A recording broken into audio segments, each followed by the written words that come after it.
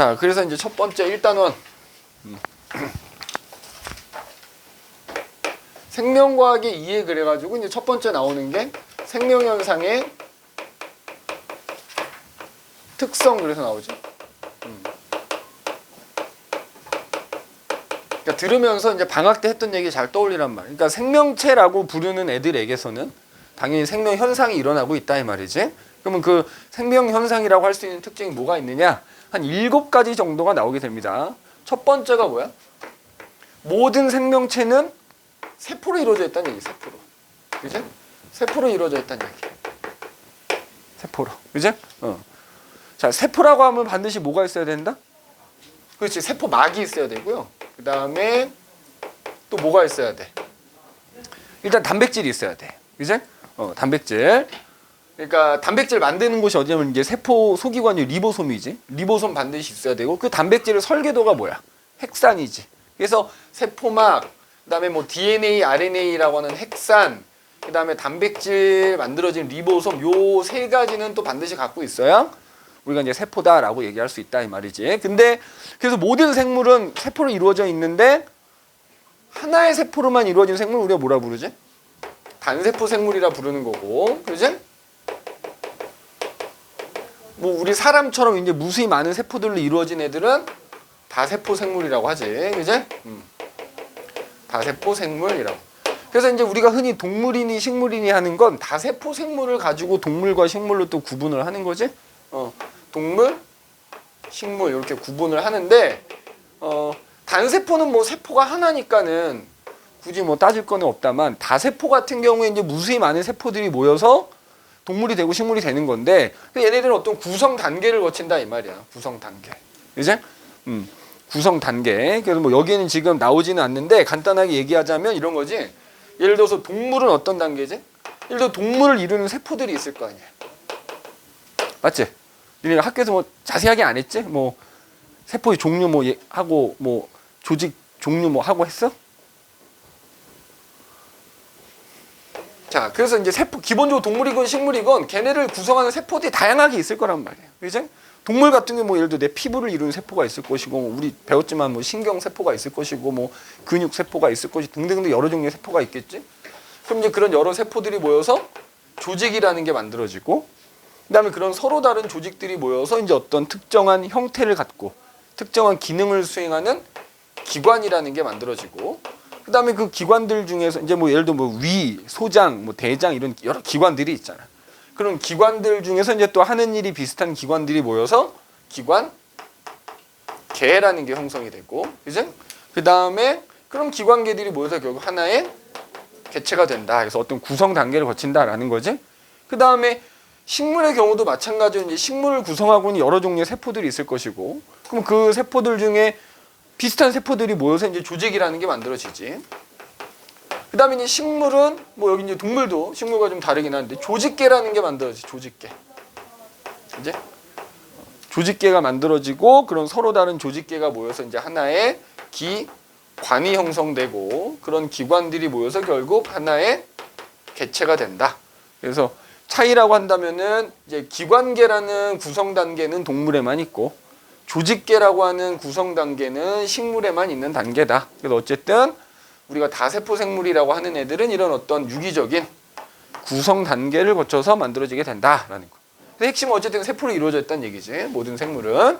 자, 두 번째. 세포로 이루어져 있고 그 세포 안에 이제 뭐 기본적으로 얘네들 비롯해서 여러 가지 소기관들이 있잖아.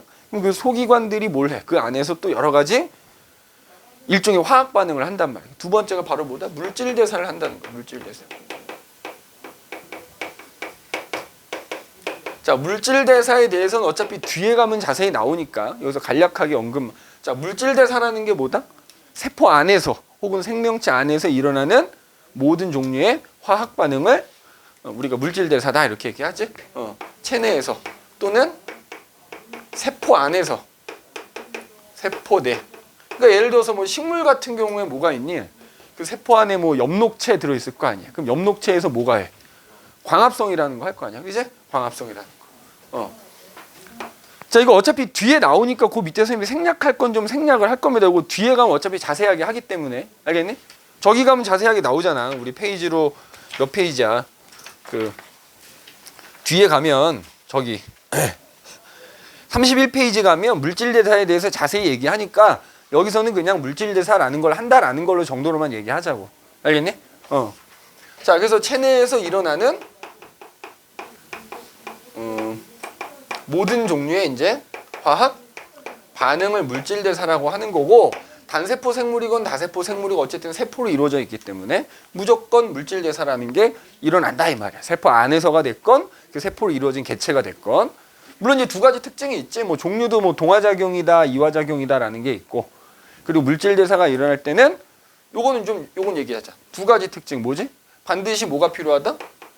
효소라는 게 반드시 필요하다. 그지?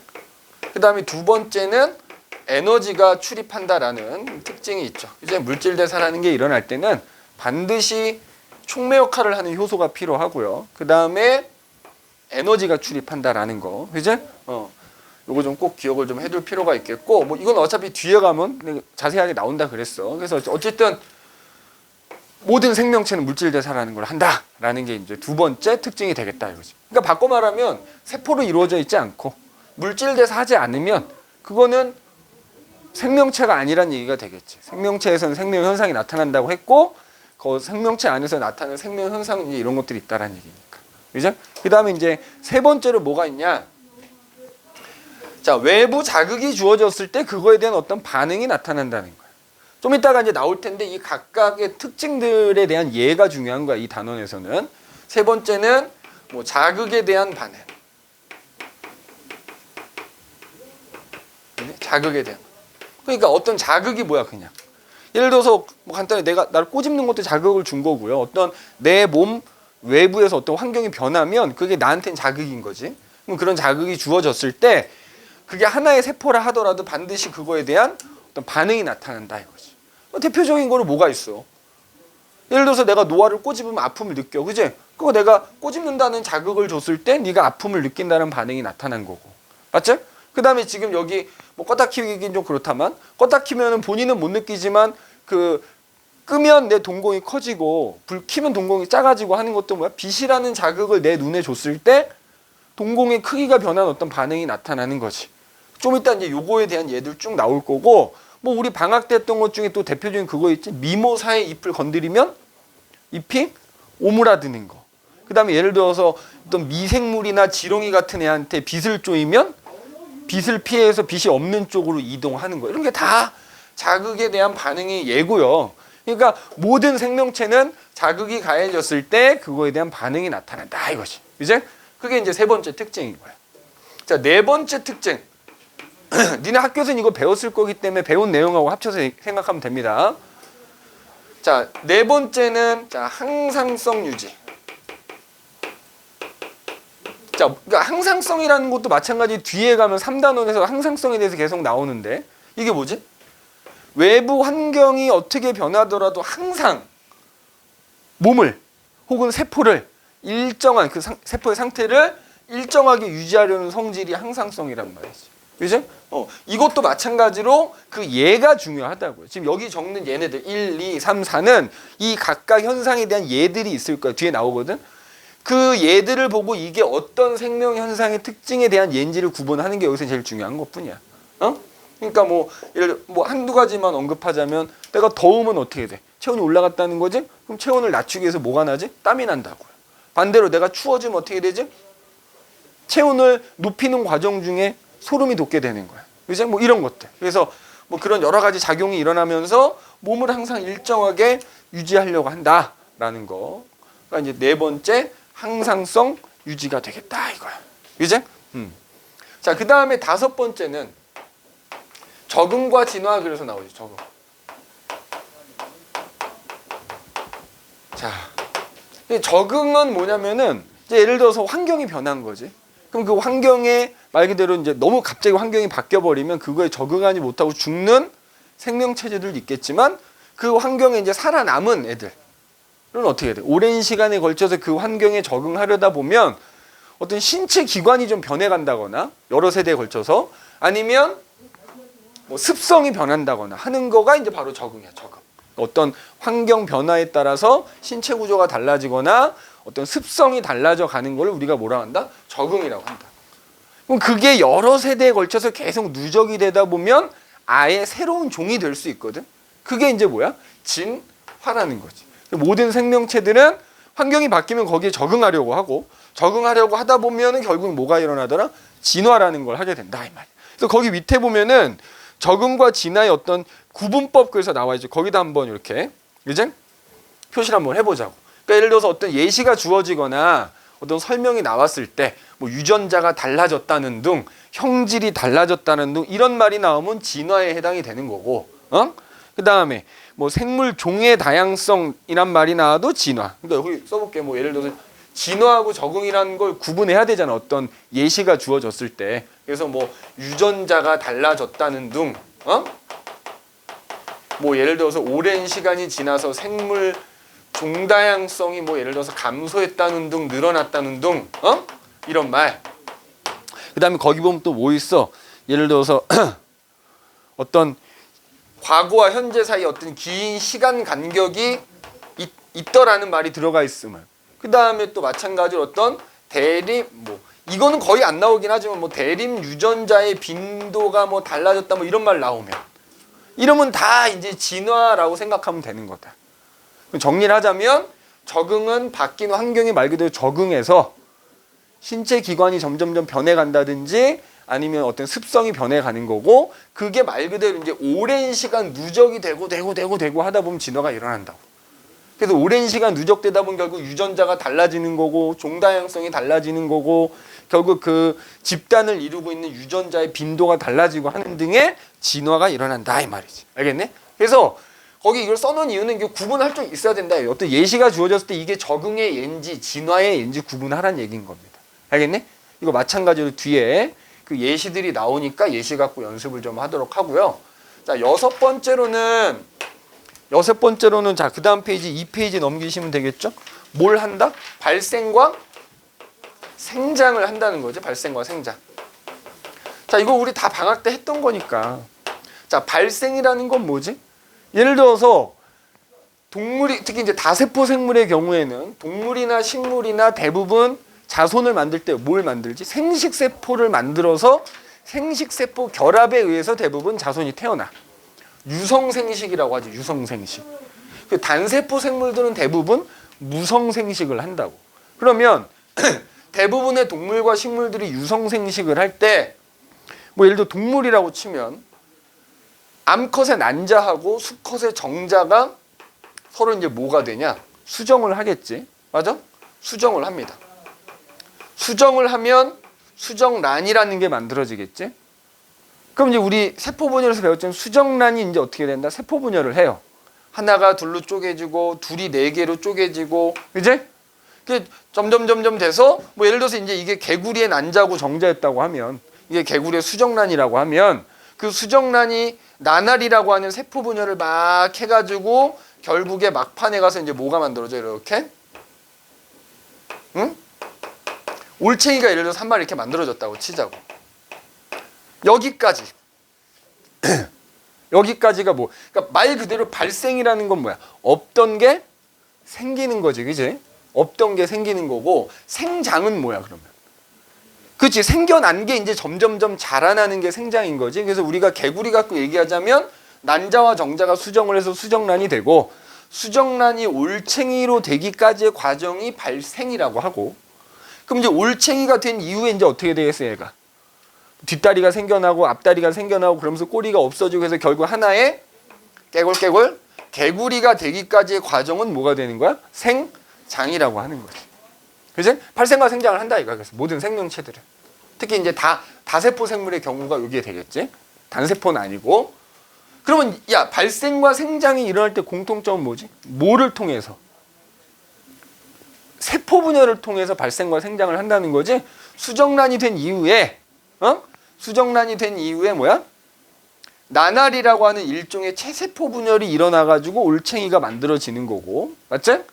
그러면 올챙이가 만들어진 이후에 또 올챙이를 이룬 세포들이 체세포 분열을 해서 몸집이 점점 커져서 뭐 다리가 생기고 꼬리가 없어지고 하는 등, 그지? 그러니까 세포 분열이 일어난다는 발생과 생장을 하는 과정 중에. 그래서 모든 생명체는 반드시 발생과 생장을 한다라는 거. 그죠? 발생과 생장을 한다라는 거 꼭 기억을 해두시고, 자, 그 다음에 이제 7번째로 뭐 한다? 자, 발생을 하려면 뭐 해야 돼? 이렇게 난자와 정자라고 하는 생식세포가 만나서 결합해야 되는 거잖아. 즉, 자손을 만든다는 얘기야. 생식과 유전을 한다는 얘기지. 생식과 유전.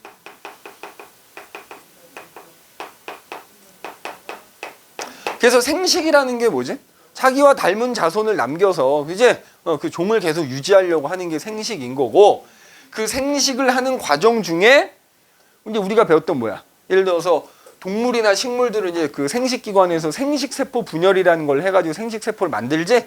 그럼 그 생식세포 만들 때 본인이 갖고 있는 유전자의 일부를 자손에게 물려주게 돼서, 그지? 그 태어나는 자손이 부모와 닮게 되는 현상이 뭐다? 유전이 되는 거지. 다만 이런 차이가 있다 그랬다. 자, 단세포 생물은 생식을 하는데 얘는 어떻게 생식한다? 얘네들은 이제 무성생식이라 그래가지고 세포 하나가 그냥 그 생물이니까 세포라는 걸 만들진 않지. 그냥 지 몸이 둘로 쪼개지면 두 마리 되는 거야. 이제 그런 걸 뭐라 그래? 무성생식이지. 그리고 이제 우리 사람과 같은 이런 동물, 대부분의 동물이나 식물들, 다세포 생물들은 아까 나왔지만 정자니 난자니 하는 암수가 이제 생식세포를 만들어서 그게 결합이 돼서 뭐야? 자손이 태어나지. 그러니까 유성생식을 한다는 거지. 방법의 차이는 있다. 근데 자, 또 하나의 차이점은 무성생식은 그냥 쉽게 말하면 무성생식도 여러 가지가 있는데 이제 그 중에 대표적인 게 이분법이라고 해서 세포 하나 그냥 둘로 쪼개지는 거거든. 일종의 체세포 분열이거든. 얘네들은 자식이 부모랑 무조건 똑같지. 자식이 부모를 닮긴 닮는데 100% 똑같지. 일종의 체세포 분열이니까 똑같은 게 두 개 만들어지거든. 근데 유성생식은 어때? 일부 물려주긴 하지만 물려줄 때 유전자가 좀 섞이게 되죠. 그래서 자식이 부모를 닮긴 하지만 100% 똑같지는 않더라. 그래서 어쨌든 단세포 생물이건 다세포 생물이건 무조건 뭘 하더라? 생식과 유전을 하게 된다는 얘기야. 그럼 그 밑에 당구장 표시 보면 자, 모든 생명체에게서는 지금 여기 얘기한 7가지 어떤 생명 현상의 특징들이 반드시 나타나게 되는데 이 7가지 특징을 또 둘로 구분할 수 있다는 거지. 얘네들 중에서 어떤 개체를 유지하기 위한 특징이 있고요. 그 다음에 사람이라고 하는 어떤 종족을 유지하기 위한 특징이 있단 말이지. 거기 지금 써놨잖아, 선생님이. 개체를 유지하기 위한 생명현상 특징이 뭐야? 여기까지. 그지? 여기까지. 그러니까 지금 여기서 순서가 바뀌었다만 얘네들 있지. 그리고 얘까지. 얘네들은 개체를 유지하기 위한 특징인 거고요. 적응하고 그래서 결국엔 새로운 종이 나타나잖아. 적응을 해야 어떻게 돼요? 살아남아서 그 종이 계속 유지가 될 거 아니야? 적응과 진화라는 특징하고 생식과 유전이라는 이 두 개의 특징은 종족을 유지하기 위한 특징이다. 나머지 여기 발생과 생장 그리고 얘네들은 한 개체를 유지하기 위한 특징이다. 그래서 우리가 생명현상의 특징을 크게 두 가지로 나눌 수 있다는 거야. 개체를 유지하기 위한 것이냐, 종족을 유지하기 위한 것이냐, 이렇게 둘로 구분할 수 있다라니까 요거 꼭 기억을 좀 해두시는 게 좋겠다 하는 얘기야. 그지? 자, 그러면 그 밑에 나와 있는 아까 이제 이 각각에 해당되는 그 예시들이 중요하다 그랬지. 자, 그거 한번 봐볼게. 생명현상의 예, 그래서 나오는 거. 자, 하나씩 옆에다가 괄호 옆에다 채워볼 거야. 어떤 생명현상에 대한 예시인지. 1번, 바이러스가 돌연변이를 일으켜서 약품의 내성을 갖는다. 이거 뭘까? 여기 지금 적어놓은 것 중에 뭐겠어? 이 여지 7가지 뭐 적응과 진화인 거야. 진화.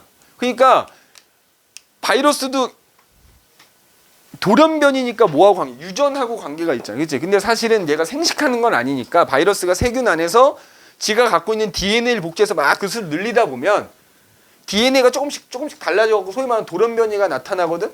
근데 하필 그 돌연변이가 바이러스 죽이는 약에 강한 유전자를 갖고 있는 애라면 걔는 살아남아서 계속 그 수가 또 늘어나겠지. 그래서 여기서는 적응과 진화라고 보는 거야. 그래서 만약에 나중에 가면 어떻게 아예 처음하고는 다른 바이러스, 내가 이 바이러스를 죽이는 약으로 죽일 수 없는 바이러스들만 남겠지. 그지? 니네 그거잖아. 그 통과 때 배웠던 자연선택설. 맞지? 그래서 1번은 적응과 진화. 괄호 옆에다가 써놓으면 돼. 적응과 진화의 예라고 보면 되는 거야. 자, 그 다음에 2번도 마찬가지네. 북극에서 오랜 세월 거주하는 사람은 어떻게 돼? 추운 곳에서 살아남으려고 거기에 적응한 결과 피하 지방이 점점 두꺼워지게 되는 거거든. 이것도 적응과 진화라고 볼 수 있죠. 자, 그 다음에 3번. 지렁이에게 빛을 비추면 어두운 곳에 이동하는 거 뭐겠어? 그렇지. 자극에 대한 반응이지. 빛이라는 자극을 줬더니 그거에 대해서 이제 어두운 곳으로 이동하는 반응이 나타나는 거지. 그 다음에 무더운 여름에 소변량이 감소하는 거 왜 그렇지? 자, 더운 여름에 내가 체온 유지 때문에 어떻게 돼? 땀을 많이 흘려요, 결국에는. 그럼 내 몸에 수분이 부족해지니까 수분으로 이루어진 소변을 들내보내겠지. 그러니까 뭐에 해당돼? 항상성 유지에 해당이 되는 거지. 자, 식물이 빛 에너지를 흡수해서 양분, 이거 광합성이잖아. 그럼 뭐겠어? 물질 대사. 물질 대사한다라는 거. 그 다음에 해바라기가 빛 자극에 대해서 반응해서 태양을 향해 자란다. 이거 아마 선생님한테 1학년 때 통과되는 사람 알 텐데 굴광성이라고 하지. 자극에 대한 반응으로 들어가는 거. 자극에 대한 반응. 빛이 있는 쪽으로 휘어져라는 거 굴광성이라고 하지. 자, 그 다음에 구더기는 파리 아래에서 생긴다. 이건 뭐겠어? 그렇지. 여기서는 발생과 생장이라고 봐야지. 그지? 구더기가 파리 아래에서 생긴다? 그치. 발생과 생장. 파리 알이 부화한 게 구더기인 거니까. 자, 갑자기 날아오는 거 보고 눈 감는 거 뭐야?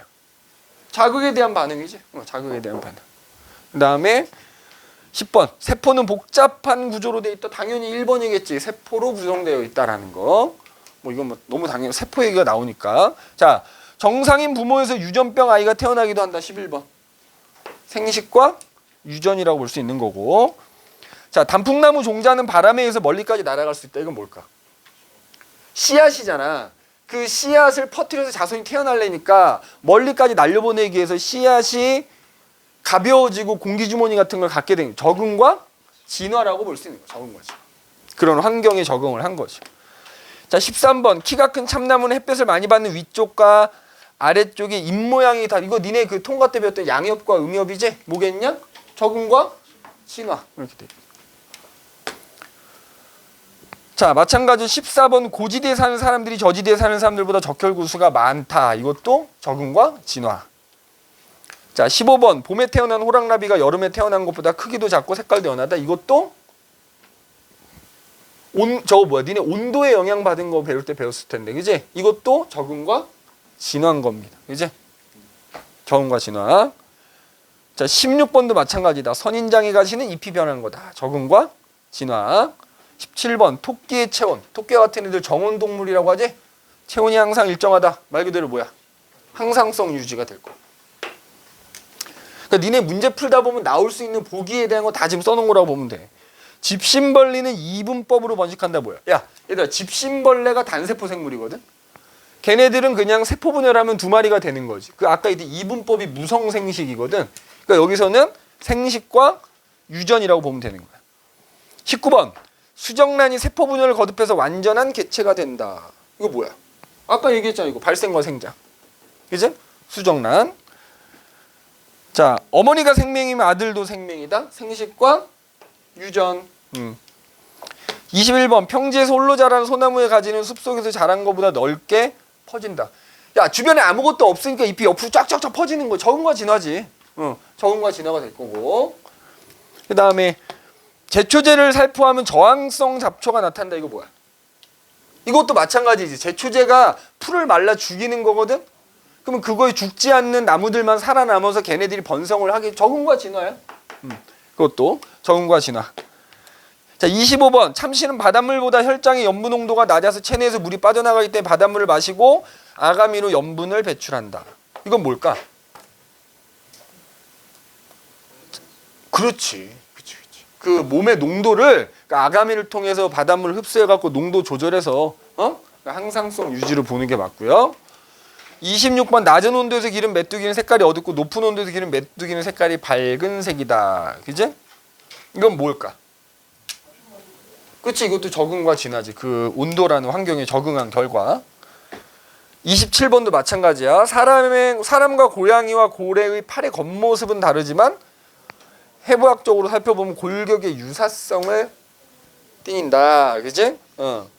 이거 아마 중3 때 니네 배울 때 상동기관, 상사기관 아마 이런 거 배우거든. 그거거든. 적응과 진화지 뭐. 그지? 28번. 눈신토끼가 겨울에 털 색깔이 변하는 것도 이것도 뭐야? 적응과 진화지. 그지? 그러니까 약간 갈색을 띠다가 겨울에 눈 쌓이면 하얀색으로 변하는 거지. 그지? 그 환경에서 살아남기 위해서 이렇게 털 색깔이 변하는 걸로 적응을 한 겁니다. 그래서 참, 개구리가 겨울에 동면한다. 개구리가 겨울에 동면하는 거는 먹이도 부족하고 온도도 낮고 하니까 적응과 진화로 봐요. 적응과 진화. 그러니까 지금 적응과 진화가 대단히 많죠. 내가 아까 이거 뭐라 그랬어? 식물이 햇빛으로 굽어 자라는 거. 이거 내가 22, 23 뛰어넘었구나. 불광성이 자극에 대한 반응이지. 불광성. 23번도. 내가 그 22번하고 23번 뛰어넘었네. 자, 그래서 거기 나와 있는 예시들이 중요하다는 거 꼭 기억을 하시고, 그 다음에 이제 중요한 게 거기 보면 바이러스 나오죠. 바이러스. 자, 우리가 모든 생명체에게서는 이러한 생명 현상들이 나타난다 라고 얘기했잖아. 그런데 이제 바이러스라는 애가 있어. 바이러스는 왜 그럼 여기서 나오느냐? 생물과 무생물의 중간형이다 이렇게 얘기하거든. 그러니까 지금 여기 나타난 생명 현상의 특징이 나타나면 생물이고 나타나지 않으면 무생물인데, 바이러스는 그 중간적인 특성을 띠고 있단 말이야. 자, 바이러스. 그래서 이제 바이러스는 항상 누구하고 비교가 되냐면 세균이라는 애랑 비교가 되지. 세균은 우리 알다시피 그냥 단세포 생물이지? 생물이야, 생물. 얘는 당연히 생물입니다. 근데 바이러스는 방금 얘기했듯이 생물과 무생물의 중간형이야, 중간형. 생물과 무생물의 중간형이다. 이제 자, 그러면은 바이러스가 갖고 있는 생물적인 특징은 뭐고 무생물적인 특징은 뭐냐? 이제 요게 핵심이 되는 거지. 그죠? 자, 일단 거기 그림에 나와 있다만 바이러스 뭐 여러 가지 종류가 있다. 여기 봐봐. 예를 들어 거기 지금 요렇게 나와 있는 애 있지, 요거. 박테리오파지라는 바이러스인데. 뭐 담배잎 모자이크병을 일으키는 뭐 바이러스. 네, 봐봐. 뭐 얘뿐만 아니라 생김새는 좀 다르긴 하지만 옆에 있는 놈이 마찬가지인데 기본적으로 바이러스라고 하는 애는 봐라. 단백질로 된 껍데기가 있고요. 단백질로 된 껍데기가 있고 그 안에 뭐가 들어있냐면은 자, 핵산이라는 게 들어있어요. 핵산이 들어있어요. 자, 그런데 봐. 세균은 생물이기 때문에 당연히 핵산이 들어있을 거 아니야? 그럼 우리가 핵산이라 그러면 두 가지가 있잖아. DNA, RNA 두 가지가 있지. 우리가 생물이라고 부르는 애들은 설사 그게 단세포 생물이라 하더라도 DNA, RNA 당연히 둘 다 갖는 거야. 근데 바이러스는 단백질로 된 껍데기 안에 핵산을 가지고 있는데 그 중에서 DNA를 갖고 있거나 혹은 RNA를 갖고 있거나 둘 중에 하나인 거야. 만약에 DNA란 핵산을 갖고 있는 애는 우리가 DNA 바이러스라고 얘기를 하는 거고, 이제 RNA를 갖고 있는 애는 RNA 바이러스라고 얘기를 하는 거야. 자, 그러면 자, 이 그림 봐봐. 얘도 그렇고 그 옆에 있는 애, 얘는 이제 박테리오파지고 그 옆에 보면 담배 모자이크 바이러스라는 애가 따로 있는데, 보면 걔도 생김새는 다르지만 마찬가지로 단백질 껍질이 있고 그 안에 핵산이 있는 구조거든. 자, 그럼 이거 세포야 아니야? 아까 세포이려면 반드시 뭐가 있어야 된다고? 세포막, 핵산, 뭐 리보솜과 같은 단백질이 있어야 된다 그랬죠. 그거 아니잖아. 자, 그래서 바이러스가 갖는 무생물적인 특징, 일단 뭐가 아니라는 거야? 세포 구조가 아니라는 거야. 세포 구조가. 이제 세포 구조가 아니라는 거야. 그러나 세포 구조는 아니지만 생물들한테만 있는 핵산을 갖고는 있으니까 어쨌든 둘 중에 하나를 갖고 있긴 하지만 핵산을 갖고 있다라는 건 또 생물적인 특징이야. 핵산을 갖고 있는 건 생물적인 특징이야. 자, 그 다음에 바이러스가 이렇게 있으면, 바이러스가 이렇게 단독으로 이렇게 있다고 합시다. 그럼 얘는 어때? 우리가 반드시 생물이라면 물질대 사야 된다 그랬지? 그럼 얘 이 상태에서 물질대 살 수 있나? 절대로 못합니다. 이제 절대로 못해. 왜냐면 봐봐. 여기 핵산이 있어도 이게 일종의 상현아 단백질 설계도잖아. 그럼 얘가 생명활동하려면 단백질이 필요하거든. 단백질 못 만들어. 단백질 만들 리보솜 없잖아. 맞지? 단백질 못 만든다는 얘기 효소도 없다는 얘기고. 그럼 아까 얘기했지만 물질 대사하려면 반드시 효소 필요하다 그랬잖아. 그러니까 얘는 일단 스스로는 물질 대사를 못 해요.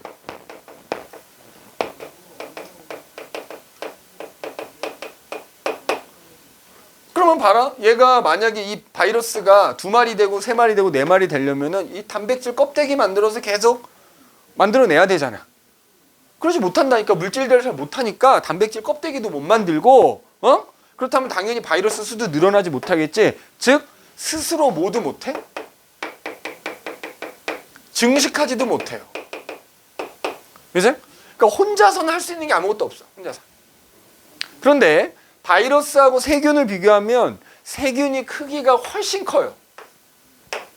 자, 예를 들어서 이렇게 바이러스가 하나 있다면 이 밑에 이렇게 커다랗게 뭐가 있어? 세균하고 굳이 비교하자면 얘가 세균, 얘가 바이러스인 거지. 그러니까 그럼 이 세균을 우리가 뭐라고 부르냐면 이 바이러스의 숙주다 이렇게 불러. 숙주. 숙주 세포가 이렇게 있으면 숙주 세포 이렇게 바이러스가 올라타요. 그럼 바이러스가 요 이제 머리처럼 생긴 놈 안에 핵산이 들어있잖아. 그 핵산만 요 안으로 싹 밀어 넣어. 그러면은 이 숙주 세포는 어쨌든 생물이니까 얘는 리보솜 이런 뭐 여러 가지 효소들 이 안에 가지고 있을 거 아니야. 그러면 이 바이러스의 DNA가 있잖아. 이 숙주 세포가 갖고 있는 효소나 이런 거 이용해 가지고 이 DNA 들어있는 유전 정보 가지고 그걸 계속 DNA를 복제해서 만든 다음에 그거를 둘러싸는 껍데기 이렇게 만들어. 껍데기 이렇게 만들어서 그 수가 막 늘어나. 얘도 이렇게 껍데기 이렇게 막 만들어가지고 그 수가 이렇게 막 늘어난다고. 그럼 나중에 얘네들이 이 세균, 숙주세포를 뚫고 나가면 이 세포가 죽는 거야 결국. 그러니까 스스로는 아무것도 못하지만 얘가 숙주세포 안에 들어가면 그때는 그 숙주세포 거를 이용해서 물질 대사할 수 있어. 그럼 어쨌든 그 안에서 물질 대사하는 건 생물에게 나타나는 특징이겠지. 그 다음에 뭐도 할 수 있다? 증식도 할 수 있어요. 그죠? 그 다음에 증식 어떻게 하면 지 DNA를 계속 복제를 해갖고 그걸로 껍데기 만들어서 그 수가 계속 늘어나는 거야. 근데 이렇게 지가 갖고 있는 핵산을 막 복제하다 보면 돌연변이가 생기기도 하거든. 돌연변이 같은 것도 나타나. 그러니까 돌연변이가 나타난다는 얘기는 유전현상이 나타난다는 얘기야. 다 어디서? 숙주세포 안에서. 그래서 이런 것들은 이제 바이러스가 갖고 있는 생물적인 특징인 겁니다. 자, 여기서 조심할 게 하나 있지. 이 바이러스에 대해서 문제 낼 때 항상 잘 나오는 보기 선지 중에 하나가 요거에 대한 얘기야. 이렇게 나와. 바이러스는 세포 내에서 세포 분열을 통해서 증식한다. 맞냐 틀리냐? 틀린 말이야. 말에 낚이면 안 돼. 그러니까 숙주세포 안에서 증식할 수는 있지만 세포가 아니기 때문에 세포 분열을 통해서 증식하는 게 아니야. 알겠어? 요거 꼭 조심해야 돼. 증식할 때 숙주세포 안에서 증식할 때도 세포 분열을 해서 증식하는 게 아니라 그냥 지가 가지고 있는 DNA 또는 핵산을 복제해가지고 껍데기만 계속 만들어서 증식하는 거야. 요거 꼭 기억해야 돼. 핵산을 복제해서 증식하는 거지 세포 구조가 아니기 때문에 세포 분열을 통해서 이제 그래서 거기 보면 밑에 생물적인 특징과 무생물적인 특징 비교한 거 나와 있죠. 이제 그래서 보면은 뭐 거기 이렇게 돼 있지. 크기 세균 자 봐봐. 아까 세균이 바이러스보다 크기가 훨씬 크다 그랬지. 그럼 세균 여과기를 통과하는 놈은 누구야? 바이러스는 통과하는 거고 세균은 세균 말 그대로 세균을 걸르는 장치잖아. 그러니까 이렇게 있으면은 여기 미세하게 구멍이 숑숑숑숑 나 있는 거야. 그러니까 예를 들어서 여기 바이러스하고 세균이 섞인 걸 여기다 통과시키면 바이러스는 통과하는 거야. 바이러스. 근데 세균은 통과를 못 하는 거야. 그러니까 요 구멍보다 세균은 큰 거고 바이러스는 구멍보다 작다는 얘기니까 세균이 바이러스보다 크기가 훨씬 크다는 걸 알 수 있는 겁니다. 그래서 세균 여과기를 통과한다. 이제 그리고 그 밑에 보면은 뭐 유전 물질과 껍질 캡시드, 그죠? 그냥 단백질 껍데기로 돼 있다라는 얘기고요, 그죠? 그래서 그 밑에 보면 생물적 특성과 무생물적 특성, 지금 선생님이 얘기한 거 정리가 돼 있고, 요거 꼭 기억해야 돼. 바이러스는 무조건 얘 기억하는 거예요. 얘 꼭 기억해야 되는 거예요. 자, 그 다음에 보면은 뭐 바이러스의 구분 그래가지고, 자, 숙주로, 야, 봐봐. 바이러스가 증식하려면 숙주세포가 필요하잖아. 그러니까 예를 들어서 이 숙주세포가 동물세포인 경우에는 동물성 바이러스라고 하는 거고, 이 숙주세포가 예를 들어서 그 옆에 위에 나온 담배 모자이크 바이러스처럼 식물세포를 숙주로 삼는 경우에는 식물성 바이러스라고 얘기하는 거지. 그래서 거기 보면 동물성 바이러스, 식물성 바이러스, 그리고 이제 뭐 예를 들어서 세균하고 동물식물 또 다른 거잖아. 지금 내가 예를 든 것처럼 이게 어떤 세균을 숙주로 삼는 바이러스는 세균성 바이러스 뭐 또 이렇게 얘기하는 거지. 어차피 세균보다 크기가 작으니까. 그 다음에 그 옆에 보면 또 뭐라고 되어 있어. 아까 얘기했지. 핵산을 DNA나 RNA 중에 하나만 갖는다 그랬잖아. 그래서 만약에 DNA를 갖고 있는 바이러스는 DNA 바이러스, RNA를 핵산으로 갖고 있는 애는 RNA 바이러스 한다라고 했잖아. 그죠? 그렇게 기억해 두시. 그래서 핵산으로 또 바이러스를 이렇게 구분할 수 있더라 하는 얘기입니다. 자, 그 다음에 이제 4페이지 보면 이제 여기서 또 잘 나오는 실험 중에 하나가 그 바이킹호 생명체. 화성에 가서 바이킹호가 화성에 생명체가 존재하는지를 확인한 어떤 실험을 했단 말이야. 그 실험에 대한 얘기입니다. 실험에 대한 얘기. 자, 요거까지는 하고 쉴 거니까 잘 들어보십시오. 화성에 가서 화성 탐사선인 바이킹호가 실험을 한 거야. 화성 토양에 생명체가 존재하는지 안 하는지. 그죠? 그러면 생명체가 존재한다면 방금 지었던 그 생명체들에 의한 어떤 생명 현상들이 나타날 거 아니야. 그거를 이제 확인하는 거지. 자, 이 바이킹호 실험에 그래서 전제가 있어, 전제.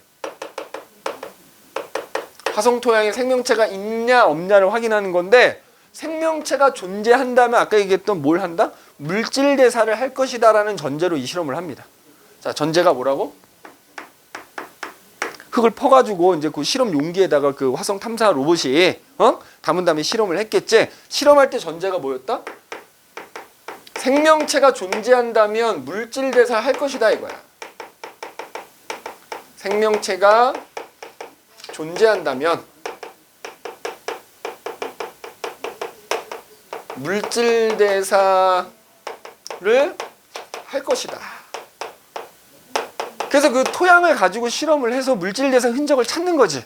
만약에 물질 대사가 일어난 흔적이 있다 그러면 토양에 생명체가 존재하는 거고, 일어난 흔적이 없다라고 하면 존재 안 하는 거겠지. 자, 아까 앞에서 뭐 간략하게 하느라 얘기 안 했다만 물질 대사가 두 가지가 있잖아. 니네 배웠잖아. 동화작용이라는 것과 이화작용이 있는 거야. 그래서 동화작용을, 왜냐하면 둘 다 하는 놈도 있으실지만 그 중에 하나만 할 수도 있는 거니까 일단 첫 번째로 동화작용 하는 놈이 있는지 확인하는 거야. 동화작용 확인.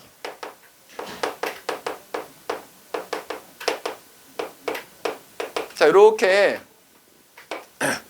실험 용기에다가 잘 봐. 화성 토양을 이렇게 집어넣습니다. 화성 토양을, 이 토양을 집어넣고, 자, 옆에다가는 이제 어떤 분석 장치를 이렇게 이제 달아놓는 거야. 자, 달아놓고요. 자, 처음에는, 자, 이제 우리가 동화작용 그럼 이제 대표적인 게 광합성이잖아. 그러니까 광합성 하는 애가 있는지를 확인하는 거야. 이 토양에 뭐 어떤 미생물이라도 존재해서 걔네가 광합성을 할 것이냐. 그럼 이제 광합성에 필요한 재료를 넣어주는 거야. 광합성할 때 뭐가 필요하다? 이산화탄소와 물이 필요한데 토양에다 물 적셔 놓고요. 여기다가 이제 이산화탄소를 넣어주는 거야. 이산화탄소를 넣어주는데 그냥 이산화탄소를 넣어주는 게 아니라 뭘 넣어줘?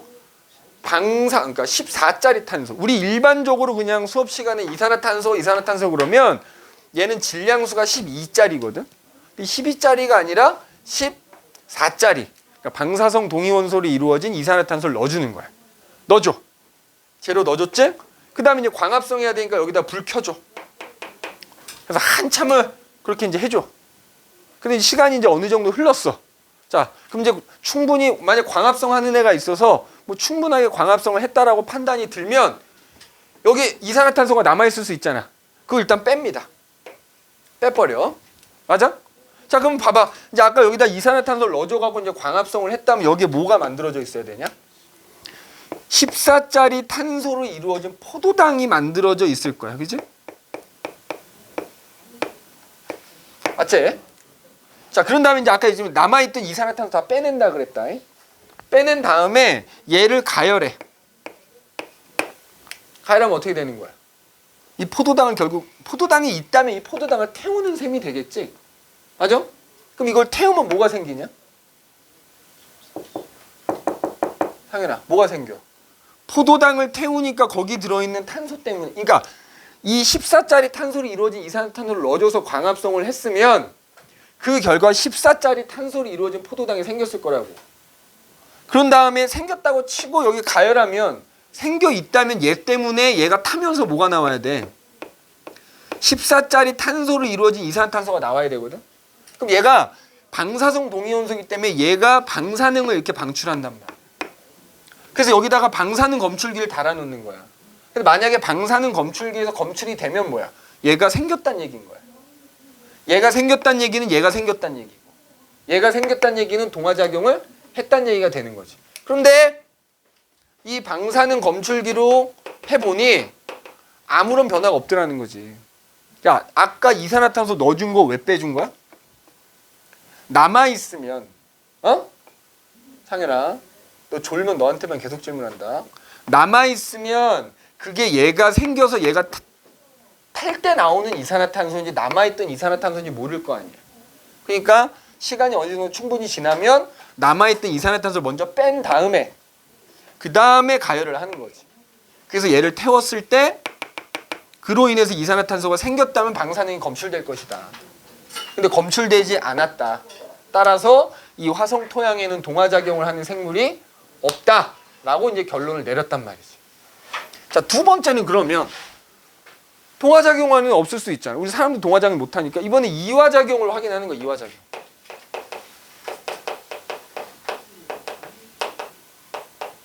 이화작용 확인합니다. 이화작용, 야, 광합성이 동화작용의 대표적인 예라면 광합성하고 세트로 나오는 게 뭐야? 세포호흡 아니냐? 그럼 세포호흡하는 애가 있는지를 살펴보는 거야. 똑같이. 자, 여기다가 토양에다가 이제 용기에다가 이제 화성 토양을 집어넣고요. 이번에는 여기다가 양분을 넣어주는 거지. 그러니까 쉽게 말하면 14짜리 탄소로 이루어진 양분을 넣어줘. 그러니까 다르게 얘기하자면 그냥 14짜리 탄소로 이루어진 포도당을 그냥 넣어준다 생각하면 돼. 14짜리 탄소로 방사성 동위원소로 이루어진 포도당을 이렇게 넣어주는 거야. 그럼 이제 그 넣어주면 여기에 만약에 이화작용하는 생물이 있다면 걔네들이 이걸 양분 삼아서 이화작용을 하겠지? 이화작용을 하면 당연히 세포호흡을 하니까 또 그로 인해서 14짜리 탄소로 이루어진 이산화탄소가 만들어져야 되는 거야. 만들어지면 당연히 그것 때문에 방사능이 어때야 돼? 방사능 이 검출기를 또 여기다 달아놨거든? 검출이 돼야 되는 거야. 근데 아무리 기다려도 어떻더라? 아무런 변화가 없더라. 내가 이걸 넣어줬는데도. 그러면 결국 뭐야? 이거를 기반으로 해서 이화작용하는 애가 없다는 얘기인 거잖아요. 맞지? 아, 그러면 화성 토양에는 동화작용하는 애도 없고 이화작용하는 애도 없구나. 생명체가 존재하지 않는구나 라고 결론을 내렸단 말이지. 어?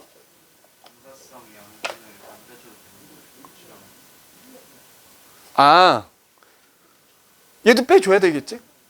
그지? 얘도 빼줘야 되겠지? 처음에 이제 넣어줬고 뭐 충분하게 이화작용을 했다라고 판단하면 당연히 얘도 빼줘야 되겠지. 얘 때문에 또 방사능이 나올 수 있으니까.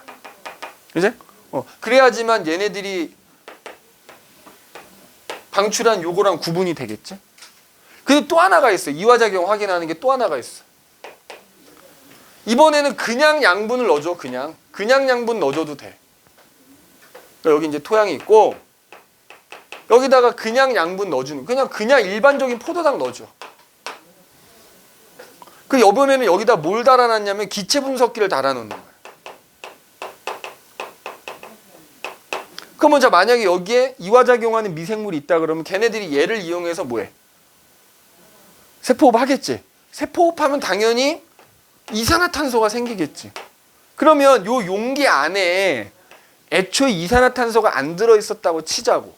근데 만약에 이화작용하는 애들이 있어서 걔네가 이화작용을 해서 이산화탄소가 생겼으면 이 용기 안에 이산화탄소 비율이 올라갈 거 아니야. 그거를 분석하는 장치 달아놓은 거야. 근데 마찬가지로 어떻더라? 아무 변화가 없더라. 그래서 결론은 화성 토양에는 동화작용도 안 하고 이화작용도 안 한다. 즉 생물이 존재하지 않는다라는 결론을 내리게 됐다 이 말이야. 알겠네? 물론 이제 그 특정 지점에서만 이제 토양을 채취해서 한 거기 때문에 거기만 없을 수도 있는 거긴 하지만 어쨌든 이 실험이 생명체가 존재한다면 물질 대사를 할 것이다라는 전제하에 한 실험이고 이 실험의 결과는 실패다. 이제 생명체의 존재를 발견하지 못했다라는 얘기가 되는 겁니다. 자, 그래서 우리가 뭐 생명 현상의 특성에 대해서 선생님이 좀 간략하게 좀 정리를 해봤어요. 간략하게 정리를 해봤고 이번에 잠깐 쉬었다가 이제 그 생명과학의 탐구 방법에 대해서 또 간략하게 얘기를 한번 해봅시다.